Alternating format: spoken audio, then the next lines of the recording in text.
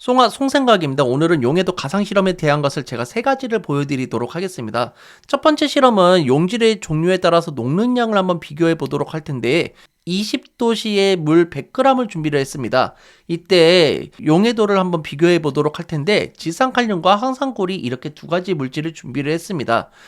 질산칼륨 같은 경우는 지금 용해도가 31.6g이라고 합니다. 그래서 지금 이렇게 가루를 녹는다고 해서 지금 가루가 지금 보이거나 이러지 않죠. 왜냐하면 잘 녹아 있기 때문에 그런 거고요. 이거를 계속 녹이다가 보면은 어느 순간 이제 용해도 근처까지 올 때까지 녹여도 이제 잘 녹아 있는 걸 확인할 수가 있습니다. 근데 만약에 포화 용액 상태가 됐다, 그러면 이때까지는 이제 가루가 안 보이는 거예요.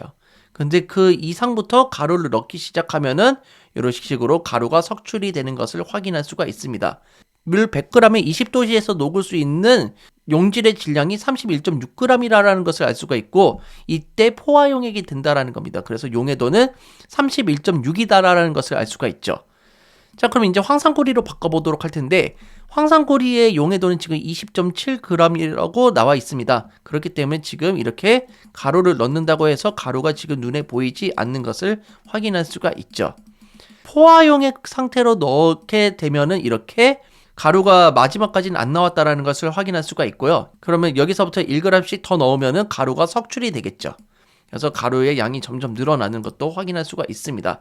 그래서 온도에 따른 용해도 차이가 큰 거는 질산칼륨이 온도에 따른 용해도 차이가 크고, 황산고리 같은 경우는 온도에 따른 용해도 차이가 작다라는 것도 확인할 수가 있겠습니다.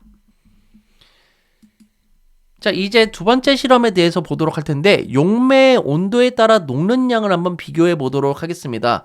그래서 질산칼륨으로 한번 실험해 보고자 하고요. 온도를 만약에 많이 낮췄다 라고 했을 때 경우에는 가루가 이렇게 석출이 되는 것을 확인할 수가 있습니다. 자, 그런데 이 상태에서 1도씩 올려두게 되면은 점점 온도가 올라가게 되면서 가루의 양이 줄어드는 것을 확인할 수가 있겠죠. 지금 가루의 양이 많이 줄어들고 있는 것을 확인할 수가 있습니다. 그래서 포화 상태까지 올렸다고 하면은 이제 가루가 이때부터는 보이지 않게 되는 거죠. 왜냐면은 다 녹았기 때문에 그러는 겁니다.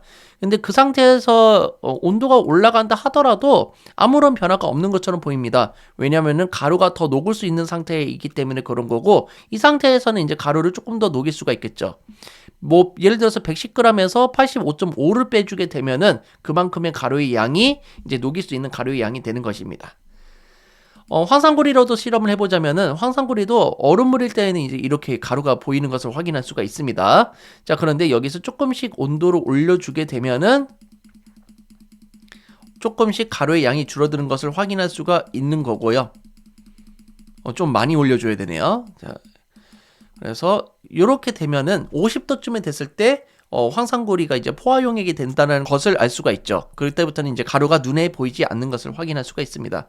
이제 여기서부터 온도를 더 올려준다 하더라도 아무런 변화가 없는 것처럼 보이지만 실제로는 가루를 더 녹일 수 있는 상태다라는 것을 알 수가 있죠. 그래서 46.3g에서 33.3을 빼게 되면은 실제로는 이제 13g 정도 더 녹일 수 있는 상태가 된다라는 것도 확인할 수가 있겠습니다. 결국 이렇게 두 가지 실험으로 미루어 봤을 때 고체의 용해도는 온도가 올라갈수록 증가한다라는 것을 확인할 수가 있는 겁니다. 자, 그러면 세 번째 기체의 용해도를 한번 살펴보도록 할 텐데요. 기체의 용해도는요, 온도와 압력 둘 다 영향을 받게 됩니다. 그래서 온도가 올라갈수록 기체의 용해도는 줄어들고 기포가 증가하게 됩니다. 그리고 압력이 줄어들게 되면은 기체의 용해도는 감소하고 기포가 증가하게 됩니다. 그러니까 기포가 많아진다고 해서 많이 녹은 게 아니라 이제 많이 녹을 수가 없기 때문에 기포로 빠져나온다고 생각을 해주시면 도움이 될 것 같습니다. 자, 이제 실험을 한번 살펴보도록 할 텐데, 여기 두 가지를 준비를 했습니다. 첫 번째는 온도에 따른 기포랑 압력에 따른 기포, 이렇게 두 가지를 준비를 했습니다. 그래서 여기에서 이제 온도를 낮추게 되면은 기포가 생각보다 많이 안 나오는 것을 알 수가 있습니다. 용해도가 높아졌기 때문에 기포가 굳이 밖으로 빠져나갈 필요가 없는 거예요. 근데 온도가 올라가게 되면은 기포의 양이 점점 늘어나게 된다라는 것을 알 수가 있습니다. 온도가 올라가게 되면서 기체의 용해도가 줄어드는 것을 확인할 수가 있기 때문이죠.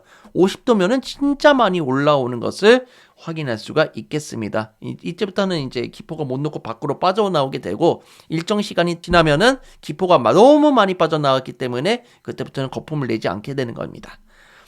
자, 그러면은 이번에는 압력에 따른 기포로 한번 보도록 할 텐데, 우선은 액체 같은 경우는 압력을 가하거나 압력을 줄여도 크게 부피가 변하지 않습니다. 그래서 액체의 부피는 거의 그대로 유지가 되어 있는 상태에서 거품의 양을 살펴보면 될 텐데요. 먼저 압력을 가해 보도록 하겠습니다.